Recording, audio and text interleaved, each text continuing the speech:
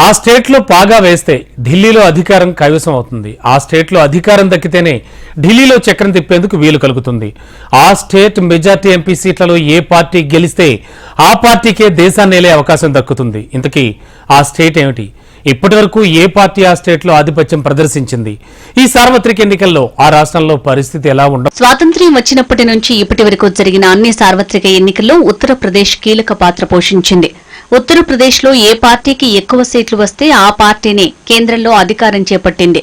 దీంతో సార్వత్రిక ఎన్నికల వేళ ఉత్తరప్రదేశ్ వైపు దేశం మొత్తం చూస్తోంది. నెహ్రూ మొదలు మోడీ వరకు భారత ప్రధానులు ఎవరైనా ఎన్నికలు వచ్చిన ప్రతిసారి ఉత్తరప్రదేశ్ పైన ఫోకస్ చేస్తున్నారు అంటే ఆ రాష్ట్రం ఎంత స్పెషలో అర్థం చేసుకోవచ్చు. కేంద్రంలో ప్రభుత్వ ఏర్పాటుకు ఉత్తరప్రదేశ్ ఫలితాలు ఎంత ముఖ్యమో ఇప్పటి వరకు జరిగిన ఎన్నికల గణాంకాలు స్వాతంత్ర్యం వచ్చినప్పటి నుంచి ఇప్పటి వరకు ఏర్పడిన అన్ని పటిష్ట ప్రభుత్వాలకు ఉత్తరప్రదేశ్ ప్రజల మద్దతు స్పష్టంగా ఉంది. 1951 నుంచి 1971 వరకు ఆ రాష్ట్రంలో కాంగ్రెస్ అత్యధిక సీట్లు గెలుచుకోవడంతో ఢిల్లీలో సంపూర్ణ మెజారిటీతో జవహర్ లాల్ నెహ్రూ, లాల్ బహదూర్ శాస్త్రి, ఇందిరాగాంధీల నేతృత్వంలో పటిష్ట ప్రభుత్వాలు ఏర్పడగలిగాయి. 1975లో ఇందిరాగాంధీ విధించిన ఎమర్జెన్సీ దేశ రాజకీయ ముఖచిత్రాన్ని మార్చేసింది. అప్పటి వరకు యూపీలో బలమైన పార్టీగా ఉన్న కాంగ్రెస్ 1977లో అక్కడ సున్నాకు పడిపోయి కేంద్రంలో తొలిసారి అధికారాన్ని చేజార్చుకుంది. నాటి ఎన్నికల్లో భారతీయ లోక్ దళ్ గుర్తుపై పోటీ చేసిన జనతా పార్టీ యూపీలో 85 సీట్లు దక్కించుకుంది. దేశవ్యాప్తంగా 295 స్థానాలను తన ఖాతాలో వేసుకుంది. ఆ ఎన్నికల్లో కాంగ్రెస్ కు 154 సీట్లు దక్కాయి.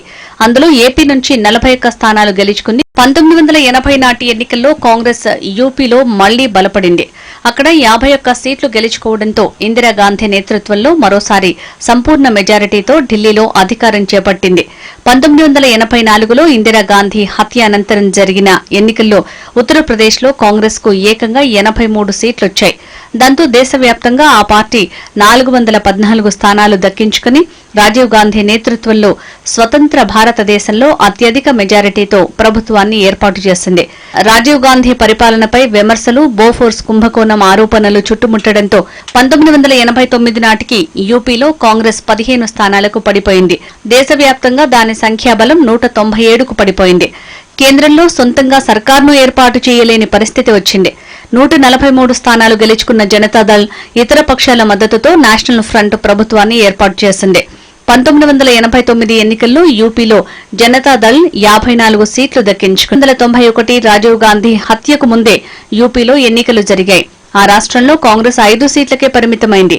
బీజేపీ 51 స్థానాల్లో విజయం సాధించింది. అయితే రాజీవ్ హత్య అనంతరం ఎన్నికలు జరిగిన రాష్ట్రాల్లో హస్తం పార్టీకి మంచి ఫలితాలొచ్చాయి. దేశవ్యాప్తంగా అది 232 సీట్లు గెలుచుకుని పివి నరసింహరావు నేతృత్వంలో ప్రభుత్వాన్ని ఏర్పాటు చేసింది. అయితే 1996 ఎన్నికల్లో కాంగ్రెస్ యూపీలో 5 సీట్లకు పడిపోయింది. దేశవ్యాప్తంగా దాని సంఖ్యాబలం 140కి తగ్గింది. ఉత్తరప్రదేశ్లో బీజేపీ ఏకంగా 52 స్థానాలు గెలుచుకుని దేశవ్యాప్త బలాన్ని 161కి పెంచుకుంది. వాజ్పేయి నేతృత్వంలో ప్రభుత్వాన్ని ఏర్పాటు చేసింది. అయితే 2 వారాల్లోపే ఆ సర్కార్ కూలిపోయింది. తర్వాత దేవేగౌడ, ఐకే గుజ్రాల్ల నాయకత్వంలో యునైటెడ్ ఫ్రంట్ ప్రభుత్వాలు ఏర్పడ్డాయి. ఆ ప్రభుత్వాలు మెజారిటీ నిరూపించుకోలేక కూలిపోవడంతో 1998లో జరిగిన ఎన్నికల్లో బీజేపీ మరోసారి యూపీలో 50కి పైగా సీట్లు గెలుచుకుంది. 182 సీట్లతో దేశంలో వరుసగా రెండోసారి అతిపెద్ద పార్టీగా అవతరించింది. నేడు వాజ్పేయి నేతృత్వంలో ఏర్పడ్డ సర్కార్ ఏడాదిన్నరలోపే కూలిపోవడంతో 1999లో ఎన్నికలు అనివార్యమయ్యాయి.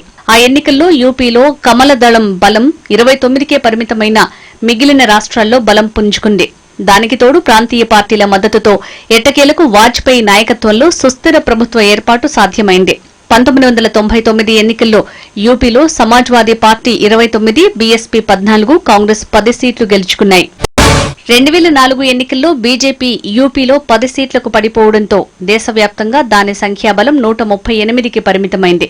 యూపీలోని ప్రధాన పార్టీలుగా అవతరించిన ఎస్పీ, బీఎస్పీల సహకారంతో మన్మోహన్ సింగ్ నేతృత్వంలో కాంగ్రెస్ ప్రభుత్వాన్ని ఏర్పాటు చేసింది.